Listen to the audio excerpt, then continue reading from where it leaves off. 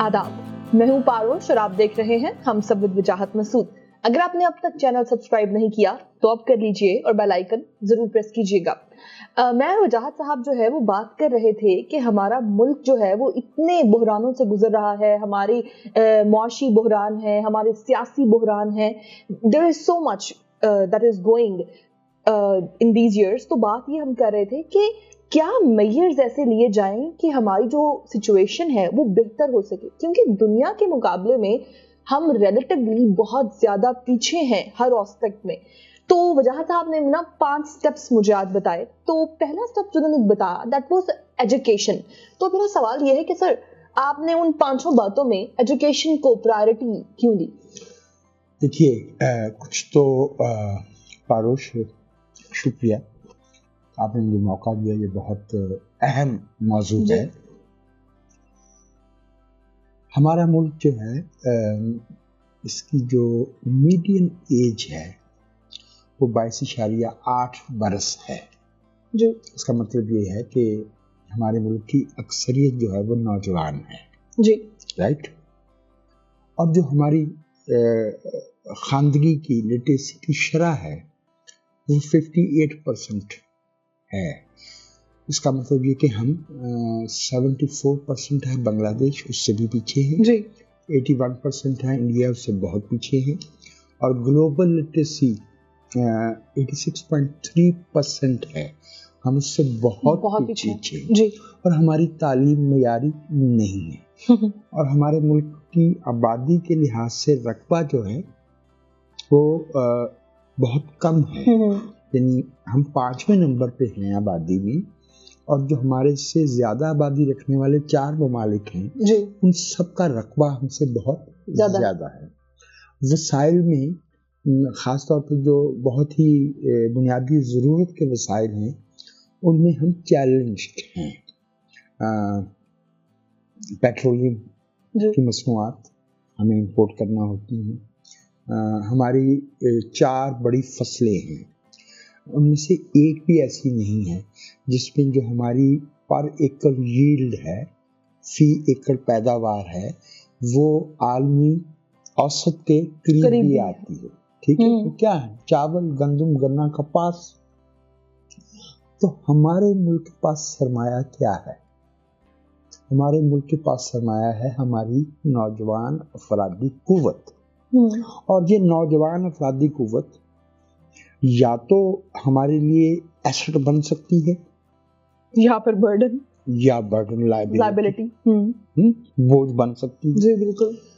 जो तालीम हम अब दे रहे हैं अपने नौजवानों को और जो हम तालीम पे सर्फ कर रहे हैं, हाँ। हमने 2000 में वादा किया था दुनिया से भी, जब 2015 के ग्लोबल डेवलपमेंट गोल्स रखे जा रहे थे तो हमने कमिट किया था कि हम अपने जीडीपी का 4% तालीम पे खर्च करेंगे।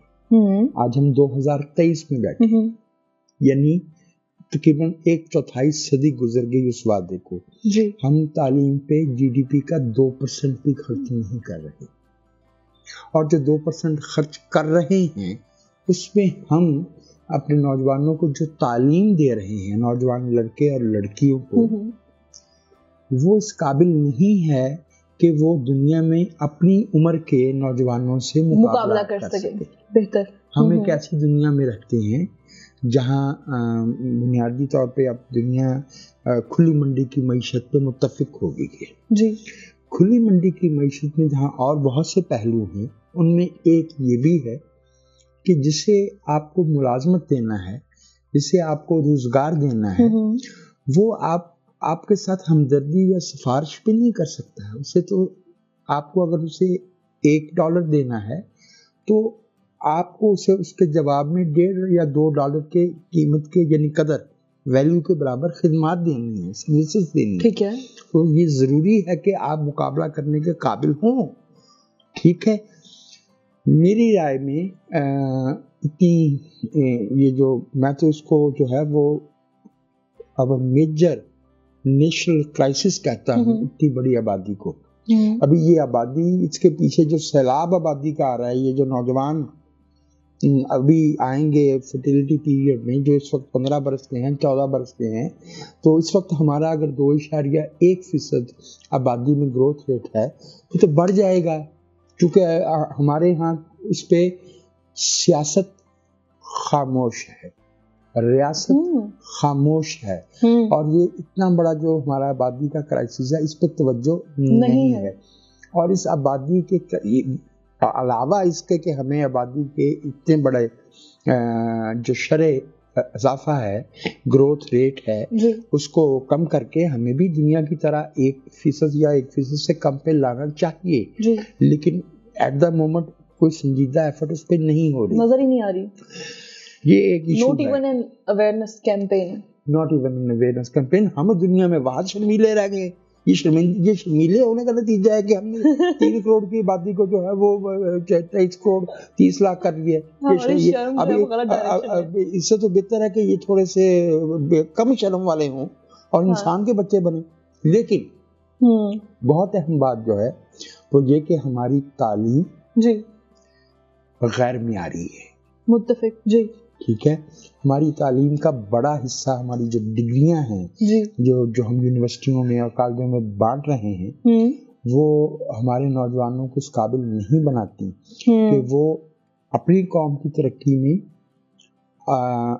پیداواری صلاحیت میں، مقابلے میں کی صلاحیت رکھتے ہیں دنیا کے ساتھ۔ ٹھیک ہے۔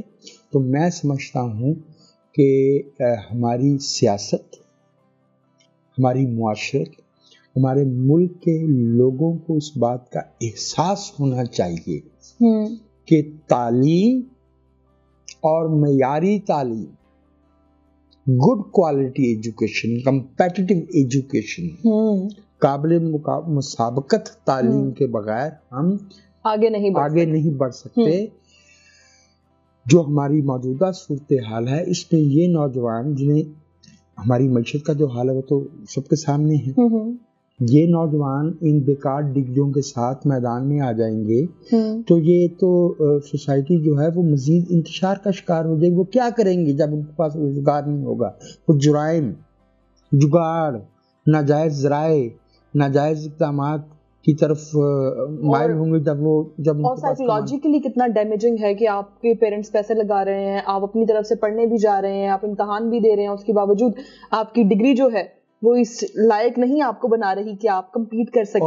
اور اس میں یہ بھی شامل کر لیجیے کہ پوری آبادی میں یونیورسٹی گریجویٹ، جسے ہم اپنی پرانی زبان میں BA کہا کرتے تھے نا، بیچلر، یونیورسٹی گریجویٹ، ان کی تعداد کتنی ہے؟ 7 سے 8%، صرف 7 سے 8% پوری آبادی میں۔ ہماری 75% آبادی کی اوسط سکولنگ جو ہے وہ 5.2 برس ہے، یعنی پرائمری تعلیم ہے۔ وہ پرائمری تعلیم جو ہے وہ نہ ہونے کے برابر ہے، وہ نہ ہونے کے برابر ہے۔ تو اس لیے میں دوبارہ اور میں اس میں آپ سے ایک اور بات عرض کروں، یہ جو ہمارے اساتذہ کو پارسائی کا ہوقا ہے، ہاں ہے، آپ نیکی بھلے کمائیں یا نہ کمائیں، آپ خود کو اس قابل بنائیں کہ آپ بچوں کو صحیح تعلیم دے سکیں۔ بالکل، ہمیں کوئی غرض نہیں ہے کہ آپ جو ہے وہ جنت میں جاتے ہیں یا دوزخ میں جاتے ہیں، آپ ہمیں دوزخ میں مت دھکیلیں۔ یہ جو ہمارے اساتذہ جو ہے وہ یونیورسٹیوں میں، کالجوں میں ہمیں تعلیم دے رہے ہیں، وہ تعلیم نہیں دے رہے، وہ تلقین کر رہے ہیں، وہ انڈوکٹرینیشن کر رہے ہیں۔ تعلیم کا ایک بنیادی معیار ہے سوال مرتب کرنے کی صلاحیت، قوم کو جو درپیش مسائل ہیں ان کے حل کی طرف بڑھنے کی صلاحیت۔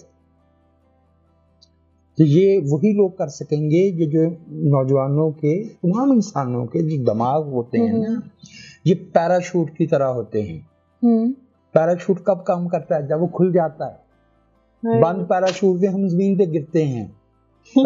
دماغ بھی جو ہے پیراشوٹ کی طرح ہے، اور وہ پیراشوٹ کب بنیں گے ہمارے دماغ؟ جب ہمارے یہاں ایکیڈیمک فریڈم ہوگی، جب ہمارا استاد سوال اٹھانے پہ ڈانٹے گا نہیں، سوال کی حوصلہ افزائی کرے گا، اور تعلیم کا جو کمرہ ہے، کمرہ جماعت ہے، it should be ideally speaking seminar, वहाँ इल्म कोई अलमारी में नहीं रखा कि हम निकाल के टॉफियां बांटते। इल्म जो है वो डिस्कोर्स से, वो सवाल उठाने से, वो तहकीक करने से आगे बढ़ेगा। मुझे कहते हुए अच्छा तो नहीं लग रहा है, ये एक एम्बैरेसमेंट की बात है कि हमारी बेशतर जो पीएचडी की डिग्रियां हैं वो उनकी हैसियत उस कागज के बराबर भी नहीं है जिस पे वो छपती हैं। हम हमारे इंटरनेशनल जर्नल में कितने हमारे मज़ामीन छपते हैं, हमारे इस साथसा के जो लिखे हुए पेपर्स हैं so called coat and quote, उनकी जो हैसियत है, उनकी जो वक़्त है, उनकी जो कदर है, उनकी जो वैल्यू है, क्या हम नहीं जानते? यहाँ यूनिवर्सिटियों के वाइस चांसलर जो है वो very politely speaking, most of them are not up to the mark. Agree. तो इसलिए हमारी पहली तरजीह जिसे कहते हैं नेशनल इमरजेंसी होनी चाहिए कि हमें अपनी कौम को तालीम देना है। तालीम ही हमें पायदार तरक्की की तरफ लेके जा सकती है। तालीम के बगैर अगर हम मरकज़ा नहीं बनाते, हम कौम को ये एहसास नहीं दिलाते, सड़क पे जाते हुए बच्चों को जो स्कूल जा रहे हों, लोगों को समझना चाहिए कि ये बच्चे नहीं जा रहे, ये हमारे आइंदा बनने वाले कारखाने जा रहे हैं, ये हमारा असासा जा रहा है, ये हमारी दौलत जा रही है। जिस मुल्क में 2.5 करोड़ बच्चा, कम से कम 2 करोड़ 40 लाख बच्चा जो स्कूल जाने की उम्र का है, वो स्कूलों से बाहर है, वहां तो लोगों को नींद नहीं आनी चाहिए। They should realize कि ये हम किस लोगों के पूरे मुल्क की आबादी 2.5 करोड़ नहीं है, हमने 2.5 करोड़ बच्चा स्कूल से बाहर रखा हुआ है। Education to me, thinking in the good of our country, being a Pakistani, मैं समझता हूँ कि तालीम हमारी foremost तरजीह होनी चाहिए। Now moving towards the second point, that was gender discrimination. कुछ पहले एक सवाल का जवाब दीजिए कि हाउस होल्ड वाइफ कौन सा प्रोफेशन होता है? हाय काश ये होता और उनको कुछ पैसे मिलते इसके, ये सिर्फ जुल्म है। हमने इस मुल्क की आधी आबादी को मफलूज करके रखा है, कोई शक नहीं है इसमें। और जो बहादुर हमारी बहनें और बेटियां और माएँ घरों से काम के लिए निकलती हैं, उन्हें जिस माहौल में काम करना पड़ता है, उन्हें सड़क पे काम के लिए जाते हुए और काम से आते हुए, काम करने की जगह पे, खुद अपने घरानों में जिन हालात से गुजरना पड़ता है, जेंडर इक्वालिटी नहीं सुननी चाहिए। किसी मुल्ला की बात नहीं सुननी चाहिए, किसी रिश्तेदार की बात। हम अपनी बच्चियों को तालीम देंगे और हम उन्हें मुनफ़अत बख्श, वो अपनी आमदनी पे कंट्रोल रखते हैं। मैं आपको बताऊं, ask any ABC in this country, उनसे पूछें कि आपके बाप और आपकी माँ में से कौन ज्यादा अच्छा एडमिनिस्ट्रेटर था, किसने तुम्हारा घर चलाया है? Mother, obviously. Most of the times, yes. Most of the time, mom. Mothers are more responsible. और मैं आपसे वो जो भी तालीम वाली बात कर रहा था ना, once we empower women, तो मैं आपसे अर्ज करूं कि इवन माएँ अपने बच्चों की तालीम के बारे में ज्यादा कंसर्न रहती है। We must appeal to mothers. We should make them realize कि अगर आपके बच्चे तालीम पाएंगे तो आपका जो घराना है वो पायदार बुनियादों पर तरक्की कर सकता है। हमें देखिए, हमारे कानून में इम्तियाजी सलूक मौजूद है, हमें उसे निकाल बाहर फेंकना चाहिए। कोई ABC, कोई नाम नहाद समाजी रहनुमा और कोई सियासतदान और कोई करामत पसंद और कोई मजहबी पेशवा, वो पादरी हो या मुल्ला हो या पंडित हो, उसको इजाजत नहीं होनी चाहिए। A woman is a citizen. वो सलाहियत में, हकूक में احترام میں رتبے میں برابر ہے مرد کے، اور کسی کو اس بات کی اجازت نہیں ہونی چاہیے کہ وہ یہ کہے کہ عورتیں جو ہے وہ صلاحیت میں پیچھے ہیں یا وہ کم ہیں۔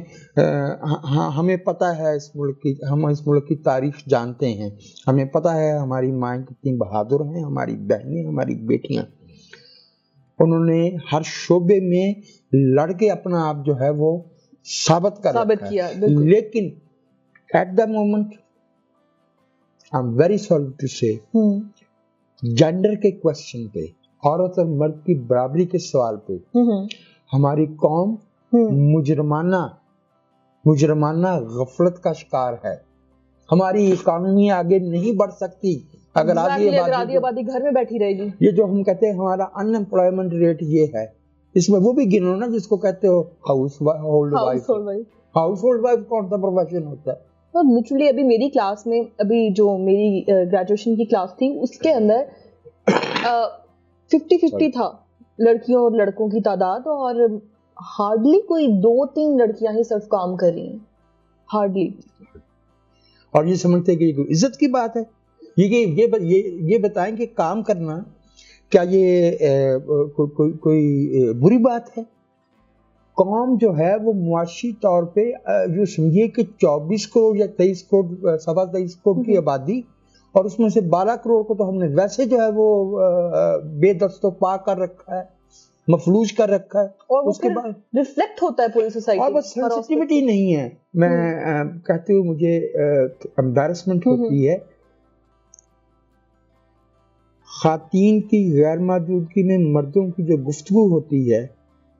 میری عمر جو ہے وہ کافی ہے جی، ایسا بہت کم ہوا ہے کہ میں نے عورتیں موجود نہ ہوں اور مردوں کی گفتگو میں سینسٹیوٹی دیکھی ہے جینڈر کے کوشچن پہ۔ خواتین کا احترام دیکھا، ان کی گفتگو بدل جاتی ہے، اس لیے کہ میل ڈومینیٹڈ کلچر ہے، وہ اخبارات میں چلا آتا ہے، وہ سیاسی ڈسکورس میں چلا آتا ہے، پارلیمنٹ کے فلور پہ جو ہے وہ لوگ جو ہے وہ جینڈر انسینسٹیو کامنٹس کرتے ہیں، اور کسی کو ہمت نہیں ہوتی کہ وہ اس کو پکڑے اور اس کو جو ہے اس کی نشاندہی کرے اور اس سے جو ہے وہ معذرت مانگے۔ اور it is across the political spectrum, it is across the social fabric. We cannot move ahead unless we understand, realize and absorb. ہم اس کو سمجھتے نہیں، ہم اسے اپنی ذات کا، اپنی حساسیت کا حصہ نہیں بناتے کہ عورتیں اور مرد برابر کے شہری ہیں، اور عورتوں کو معیشت کا، سیاست کا، معاشرت کا فعال حصہ بنائے بغیر، ان کے خلاف احمقانہ جو رسوم و رواج ہیں انہیں ختم کیے بغیر ہم جو ہے وہ کو آگے لے کے جا سکتے ہیں۔ میں سوال کرنا چاہتا ہوں کہ سندھ میں ہندو بچیاں اسلام قبول کرتی ہیں، عمریں ان کی ہوتی ہیں 14 سال، 15 سال، 16 برس۔ یہ اسلام کی کس قسم کی روشنی ہے جو صرف ہندو بچیوں پہ اترتی ہے، ہندو لڑکوں پہ کیوں نہیں اترتی؟ ہم یہ کیوں نہیں مانتے کہ بنیادی طور پہ وہ اغوا ہے، وہ کڈنیپنگ ہے، وہ فورسڈ کنورژنز ہیں؟ یعنی وہ تو اقلیتوں والا، یعنی حالانکہ مائنورٹی کوئی کانسٹیٹیوشنل پریسیپٹ نہیں ہے، it is just a question of numerical equation. بالکل، شہری سب برابر ہیں، آئین میں آرٹیکل 25 موجود ہے، اور آئین میں آرٹیکل 25 کہتا ہے کہ جنر کی بنیاد پہ کوئی ڈسکریمنیشن نہیں کی جائے گی۔ تو اس لیے جینڈر کے کوسچن کو اپنی سیاست کا، اپنی پالیسیوں کا حصہ بنائے بغیر اور اس پہ حساسیت پیدا کیے بغیر ہم جو ہے بطور قوم کے آگے نہیں بڑھ سکتے۔ بالکل۔ اچھا، آپ نے تیسری بات جو کی تھی that was economy centric polity، یعنی کہ معیشت مرکز فیصلہ سازی، تو اس سے آپ کا کیا مراد ہے؟ اس سے میری مراد یہ تھی پاروش کہ ہم جو بھی پالیسیاں بناتے ہیں، جو بھی فیصلے کرتے ہیں، ان کی بنیاد کوئی نام نہاد اقدار، روایات، ہمارے جیو اسٹریٹجک انٹرسٹ، مفادات نہیں ہونے چاہیے۔ ہمیں افغانستان کو اس کے حال پہ چھوڑ دینا چاہیے. لیٹ دم ڈیسائیڈ کہ انہوں نے اپنے ملک کا کیا کرنا ہے. ہمارے فیصلے صرف ایک بنیاد پہ ہونے چاہیے کہ کیا اس سے ہمارے ملک کی معیشت آگے بڑھتی ہے یا نہیں. ہم لوگوں کو پہاڑ دکھاتے ہیں, دریا دکھاتے ہیں. دنیا میں کیا پہاڑ نہیں پائے جاتے, کیا دریا نہیں پائے جاتے؟ پھر ہم کہتے ہیں ٹورزم نہیں ہوتا. یہ یو اے والوں کا جو ہے وہ ہم سے کوئی الگ کلچر تھا, ہے الگ کلچر, ایک اور چیز ہوتی ہے وہ ہے, لیکن آپ سمجھ رہے ہیں میں کیا کہہ رہا ہوں. ہاں, اس کے بعد ہم کہتے ہیں یہ مالدیپ جو ہے نا وہ سیاحت پہ آگے بڑھ رہا ہے, سری لنکا سیاحت پہ آگے بڑھ رہا ہے. اب تو سعودی عرب میں بھی حالات بدل رہے ہیں نا. ہمیں ایک نارمل ملک کی طرح اپنی پالیسیاں بنانے میں صرف ایک چیز کو بنیاد بنانا چاہیے. ہمیں اپنی پیداواری بنیاد بڑھانا ہے, ہمیں انڈسٹریلائزیشن کی طرف جانا ہے. اور انڈسٹریلائزیشن کا مطلب ایک نیا کلچرل فیبرک پیراڈائم ہوتا ہے, اور معیشت کا پیراڈائم اور ہے. بھی ہماری آنکھوں کے سامنے وہ میں نام نہیں لیتا تاکہ کوئی باعث نہ ہو کہ وہ ہمارے فلاں لیڈر کے بارے میں بات کریں. ابھی وہ سیاسی رہنما فرما رہے تھے کہ وہ فلاں جب اقتدار میں آیا تو اس کے بعد سے ملک جو ہے نا وہ 30% تباہ ہو گیا. اور بھائی یہ ہمسایہ ملک ہے انڈیا, انہوں نے بھی 1991 میں وہ ہماری ہی اکنامک کیٹیگری میں تھے.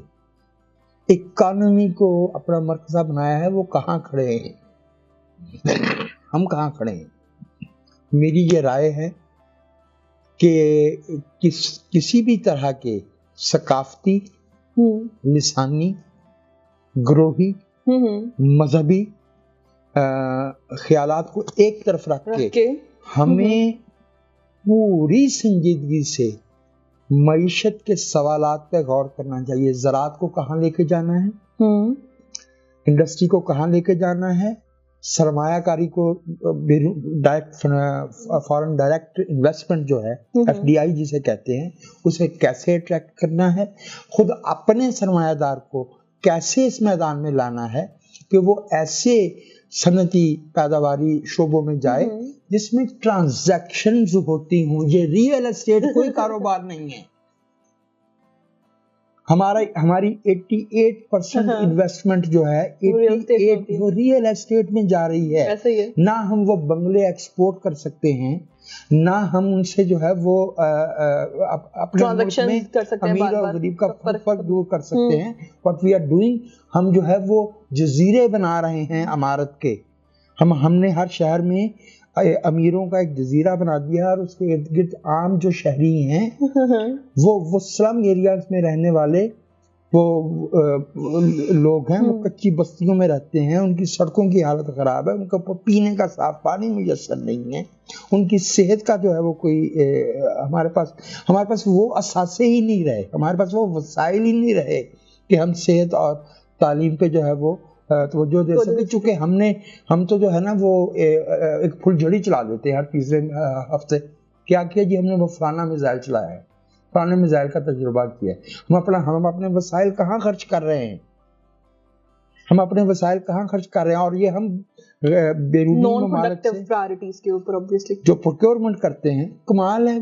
انسانی ترقی کے انڈیکس پہ ہمارا ملک 161 میں out of 192 countries we are 161. یہ ہمارا درجہ ہے دنیا میں انسانی ترقی میں, جس میں جینڈر ہے, جس میں معیار زندگی ہے, پینے کا صاف پانی ہے, ایجوکیشن ہے, اور ویپن پروکیورمنٹ میں ہم 9ویں نمبر پہ ہیں. رہے سعودی عرب اور انڈیا خریدتے رہے ہتھیار, وہ ان کے پاس زیادہ پیسے ہوں گے, وہ ان کی قوم ہے, ان کے مردے وہاں دفن ہوں گے. ہمارا ملک جو ہے ہمیں تو اس کے بارے میں سوچنا ہے. بالکل. آپ نے جو اس کے بعد بات کی تھی وہ کی تھی کریکٹر آف دا اسٹیٹ, یعنی کہ ریاست کا جو تشخص ہے, اس کی کتنی اہمیت ہے. Article 20, go back to the article 20 of the constitution, جو بہت واضح لفظوں میں کہتا ہے کہ عقیدہ جو ہے وہ انڈیویجول رائٹ ہے, وہ کلیکٹیو رائٹ نہیں ہے, وہ فرد کا ضمیر ہے. عقیدہ جو بھی ہو جو ہمارے ملک کا شہری ہے وہ برابر کا شہری ہے. ایکوالٹی آف سٹیزن شپ ہم قائم کیے بغیر پاکستان کو ایک قوم نہیں بنا سکتے. اور اس ایکوالٹی آف سٹیزن شپ میں اس کو کیسے انشور کیا جاتا ہے؟ اس کا ایک ہی راستہ ہے، ڈیموکریسی، جمہوریت کا تسلسل. اور وہ جمہوریت ہمارے دستور میں لکھی ہے، لہذا دستور ایک بنیادی دستاویز ہے. دستور وہ دھاگا ہے جس میں اس ملک کے یہ 23 کروڑ موتی یہاں کے جو رہنے والے ہیں یہ پروئے ہوئے ہیں. اور اگر کوئی احمق انسان، I'm sorry for the bad word، لیکن وہ ہیں احمق، جو یہ کہتے ہیں کہ آئین کیا ہوتا ہے، جو یہ کہتے ہیں کہ آئین 12 صفحے کی دستاویز ہے. ایک صاحب آئے، انہوں نے کہا جی میں آئین کو جو ہے اٹھا کے کوڑے دان میں پہن سکتا ہوں. وہ خود کوڑے دان میں پڑا ہے. ایک اور صاحب تھے، اب وہ مرا گئے ہیں، پتہ نہیں مرے بھی کہاں ہیں. وہ انہوں نے اپنی کتاب میں لکھا کہ میں آئین کی پاسداری کرنے کے لیے میں ہی رہ گیا تھا. اب اس ملک سے فائدے اٹھانے والے میں تم شامل تھا. جنرل شاہد عزیز کی بات کر رہا ہوں، اسے اپنی کتاب میں لکھا ہے. اس ملک میں جو ہے وہ جو میں اب کیا عرض کروں، میرے جیسا بے وقتہ انسان ہوتا ہے، جس کو عقل نہ تمیز نہ کچھ اور ہوتا ہے، وہ منہ اٹھاتا کہتا کس دستور کی بات کر رہے؟ اس میں صحابی بھی شامل ہے، اس میں ہمارا استاد بھی شامل ہے، اس میں ہمارے سیاستدان بھی شامل ہیں. ان کو نہیں پتا کہ یہ دستور کیا ہے. ان کو نہیں پتا کہ 26 سال دستور کے بغیر رہنے کی وجہ سے یہ ملک ٹوٹا. ان کو نہیں پتا کہ اگر دستور میں تسلسل نہیں تو یہ جو ہماری سیاست میں خرابی ہے، یہ جو سارا وقت منہ اٹھا کے ایک دوسرے کو گالیاں دیتے رہتے ہیں، فلاں بھی چور ہے، فلاں بھی چور ہے. چور اور لٹیرے اور بادرمان آمریت کے بہترین دوست ہیں، اور ان کو فلٹر آؤٹ کرنے کا ایک ہی طریقہ ہے، let the people decide who will rule. So ہمیں equality of citizenship ہمیں ملتی ہے دستور سے، اور دستور ہمیں جو بندوبست حکومت بتاتا ہے وہ جمہوریت ہے. جمہوریت قابل بحث نقطہ نہیں ہے. جمہوریت پہ نیشنل کنسنسس ضروری ہے، قومی اتفاق رائے ہونا چاہیے. اور ان لوگوں کو وہ دل سے نہیں کہتے، وہ اپنے یا تو وہ مفاد پرست ہے جو جمہوریت کو متنازع بناتے ہیں، کنٹروورشل کرتے ہیں، یا وہ اس لیے یہ باتیں کہتے ہیں کہ وہ پاپولسٹ سینٹیمنٹس کو اور رینفورس کرتے ہیں کہ 6000 بندہ جو ہے نا اس کو پھانسی دے دو، 3 سے گنا شروع کیا جائے. یہ ماؤں کے 6000 بچے اس ملک کے شہری ہیں، ان کے کچھ حقوق ہیں. اس ملک میں ایک دستور ہے، اس میں آرٹیکل 10 ہے اور آرٹیکل 10A ہے، اس میں رائٹ ٹو فیئر ٹرائل ہے، اس میں اکوالٹی بیفور لا ہے. تم کیسے کہتے ہو 6000 بندے؟ تم کون ہوتے ہو ہمارے بچوں کی، ہمارے بھائیوں کی، ہماری بہنوں کی جانوں کے بارے میں غیر insensitive comment. Yes that's the word, insensitive comment. So جمہوریت، شہریت کی مساوات اور دستور کی بالادستی اور دستور کا تسلسل.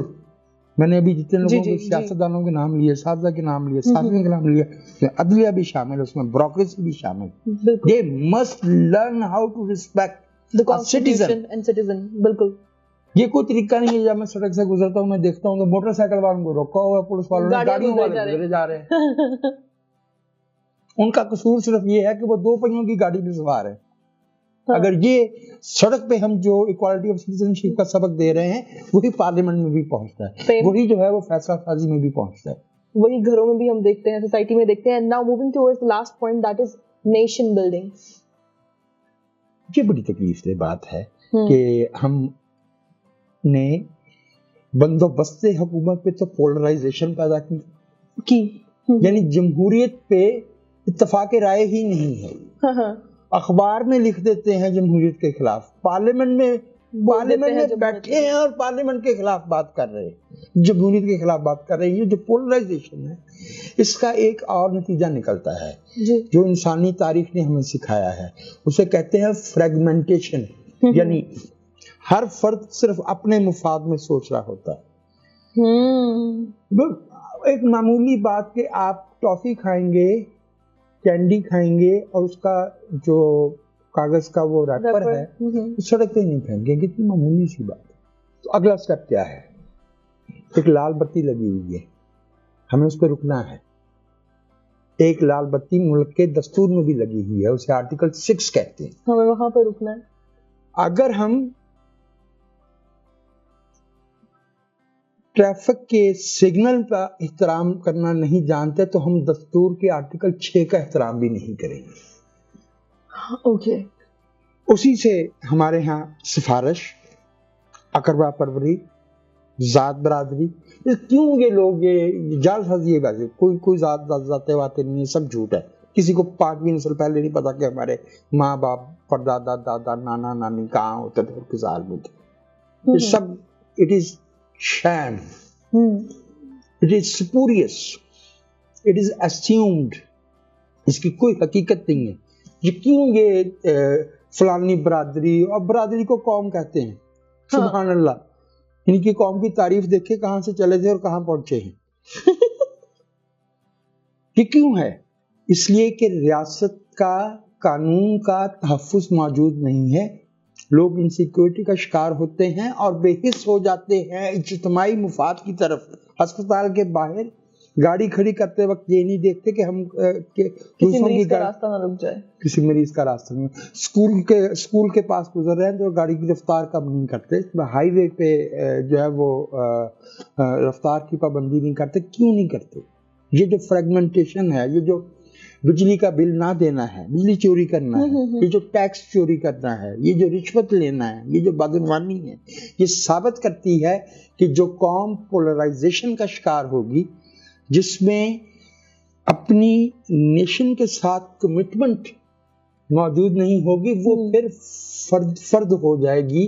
یہ فارسی ہوگی, فرد ہو جائے گی, وہ فریگمنٹڈ ہو جائے گی ایوری وے, ہاریزنٹلی بھی اور ورٹیکلی بھی.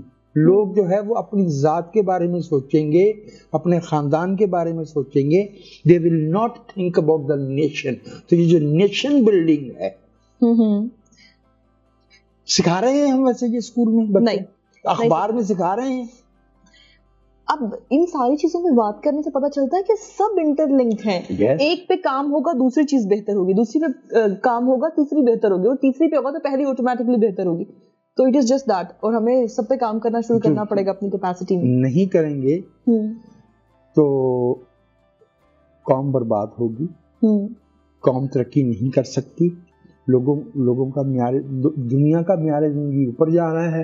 ہم کہہ رہے ہیں ہر سال اتنے لاکھ بے روزگار ہو گئے, اتنے لاکھ پاورٹی لائن سے, غربت کی لکیر سے نیچے آ گئے. اس وقت دنیا نے ہمیں 9 ارب اور کچھ 70 کروڑ ڈالر ادھر امداد میں یا لائٹ انٹرسٹ والے کنسیشنل لونز میں. اس کا مطلب دنیا کو پتا ہے کہ پاکستان پہ کیا تباہی گزری ہے. 3 کروڑ لوگ جو ہے وہ بے گھر ہو گئے ہیں, اور ان کی جو فصلیں ہیں موجودہ وہ تباہ ہو گئی ہیں, اور آئندہ کے وسائل نہیں ہیں. ملک کے اتنے بڑے آلریڈی ہم جو ہے وہ دولت کے تالاب میں جو ہے وہ ماشاءاللہ سے غوطے کھا رہے تھے. اب یہ اوپر سے 30 ارب کا جو ہے وہ ہمیں نقصان ہو گیا ہے. دنیا کو پتا ہے, پاکستان کا اخبار اٹھا کے دیکھیں, ان کو پتا ہے کہ یہ کیا ان کی ویسے کاہے پہ ہو رہی ہیں. ان کو نہیں پتا کہ اچھا وہ ایک تصویر اٹھا کے کہتے ہیں یہ دیکھیں یہ بچوں کے پاؤں ننگے ہیں. اور بھائی یہ 40 سال پہلے حبیب جالب نے کہا تھا, ہر بلاول ہے دیس کا مقروض, پاؤں ننگے ہیں بے نظیروں کے. وہ پاؤں تب بھی بے نظیروں کے ننگے تھے, وہ پاؤں آج بھی ننگے ہیں. لیکن ہم کیا کر رہے ہیں؟ کیا ہم نے اپنے لوگوں کو بتایا ہے کہ ہمارے ملک پہ اتنا بڑی آفت اتری ہے؟ دنیا جانتی ہے اور دنیا سمجھ رہی ہے, اور ہیومینیٹیرین بنیادوں پہ ہماری مدد کر رہی ہے. اور ہم اس پہ ان لوگوں کی طرح لڑ رہے ہیں جیسے رات کو فقیروں کا ٹولہ جمع ہو کے دن بھر میں جو خیرات ملی ہوتی ہے اس کو تقسیم کرنے پہ لڑ رہا ہو. That shows the level of our seriousness and sincerity. ہماری ذہنی سطح کیا ہے؟ قومیں تو ایسے نہیں بنتی. We have to take these steps. جی تو آج کے ایپیسوڈ سے اتنا ہی. اپنا خیال رکھیں.